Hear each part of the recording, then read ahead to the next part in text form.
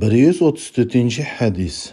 Peygamberimiz sallallahu aleyhi ve sellem mundaq degan: Afdalu cihad kelimatu haq inda sultanin jair.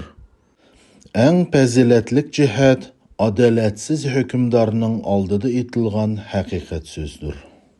Ba'zi bir odamlar bu hadisni xato tushunib, o'zining hukmdorga bo'lgan noroziligini xalqning orasida mish-mish parang orqali taratib, o'zini haqiqat gap qilayotganlarning qatoriga kirgizadi. Biroq suyumlik payg'ambarimizning so'zlariga diqqat qilsak, kalimatu haq aytilgan haqiqat so'z inda sultani jair, adolatsiz hukmdorning oldida aytilgan so'zdir.